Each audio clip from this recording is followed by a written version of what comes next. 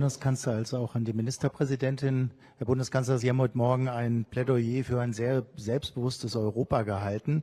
Ich hätte ganz gerne gewusst, wie abhängig man aber dennoch von dem militärischen Schutz der USA ist. Das bezieht sich natürlich gerade auch auf Litauen. Und wäre der Zeitpunkt nicht gekommen, dass man jetzt in Europa über gemeinsame europäische Atomwaffen nachdenkt, wie das zum Beispiel Schweden ja jetzt anscheinend auch angeregt hat. Und diese Vorschläge kommen ja auch aus der SPD. Und eine Zusatzfrage an Sie, Herr Bundeskanzler. Kann sich Deutschland und können sich Frankreich und Deutschland in dieser Zeit der Selbstbehauptung eigentlich noch erlauben, dass ein Zukunftsprojekt wie FCAS wirklich scheitert? Sie kennen die neue Berichterstattung, die es dazu gibt. Vielleicht können Sie das kommentieren. Danke.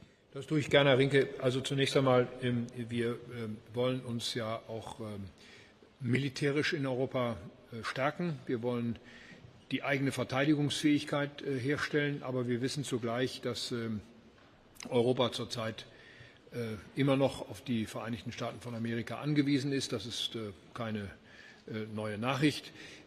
Wir wollen ja auch die Amerikaner deshalb mit den Sicherheitsgarantien für die Ukraine dabei haben. Wir haben mit Amerika sowohl in Berlin als auch in Paris bei den beiden Treffen, die über den Jahreswechsel stattgefunden haben, entsprechende Verabredungen getroffen. Das ist auch schriftlich niedergelegt worden. Insofern sind wir hier sozusagen im selben Boot. Wir sprechen über dieselbe Sicherheit. Und ich habe heute Morgen in meiner Rede auch noch einmal für das transatlantische Verhältnis geworben. Amerika und Europa, die Mitgliedstaaten der Europäischen Union, die gleichzeitig in der NATO sind, sind in einem Sicherheitsverbund verbunden, und ich möchte, dass dieser Verbund aufrechterhalten bleibt. Wichtig wird trotzdem sein, dass wir die eigene Verteidigungsfähigkeit Schritt für Schritt stärken.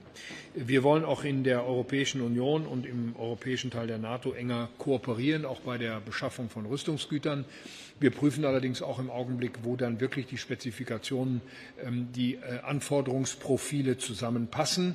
Sie wissen, dass in Frankreich auch im Hinblick auf die Atomwaffenfähigkeit und im Hinblick auf die Flugzeugträgerfähigkeit, was die Spezifikation des Flugzeugbaus, des Kampfflugzeugbaus betrifft, unterschiedliche Vorstellungen zu uns bestehen. Wir versuchen das zu lösen. Es wird in jedem Falle gemeinsame Systeme geben.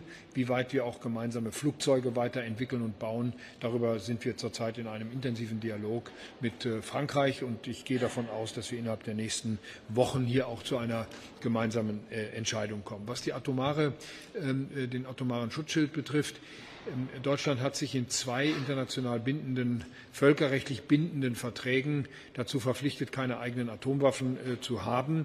Das eine ist der 2+4-Vertrag, das zweite ist der Nichtverbreitungsvertrag über Atomwaffen, dem wir beigetreten sind. Insofern steht es nicht in unserem eigenen Ermessen und nicht in unserer eigenen Zuständigkeit, Atomwaffen in Deutschland zu haben, was aber nicht heißt, dass wir mit anderen Staaten Europas nicht auch über die gemeinsame atomare Abschreckung sprechen. Diese Gespräche werden geführt, aber das sind Gespräche, die ganz am Anfang sind, und sie stehen auch nicht im Widerspruch zur atomaren Teilhabe mit den Vereinigten Staaten von Amerika. Sie können eine Ergänzung darstellen, so wie das zum Beispiel zurzeit für Frankreich und für Großbritannien gilt. Aber noch einmal, diese Gespräche sind ganz am Anfang. Wir wissen, dass wir hier strategisch und auch militärpolitisch einige Entscheidungen treffen müssen, aber noch einmal, dafür ist die Zeit im Augenblick noch nicht reif. Wir führen strategische Gespräche über diese Frage mit den beteiligten Ländern.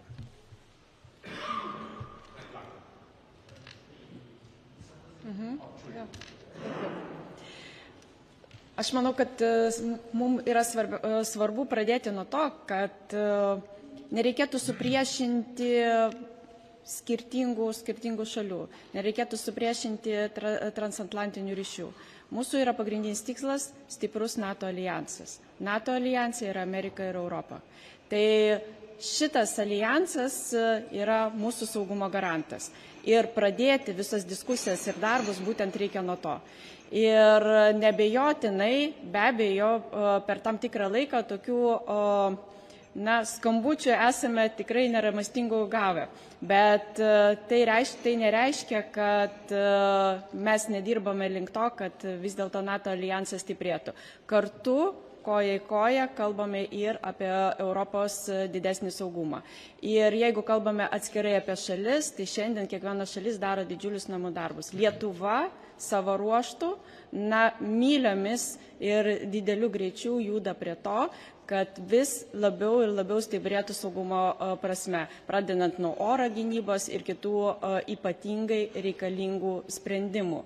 Tai yra ta bazė, kurią pradžiai mes turėtume turėti, jeigu mes iš tikrųjų norime atgrasyti ir jaustumėmės saugiai geopolitiniai padėtyje.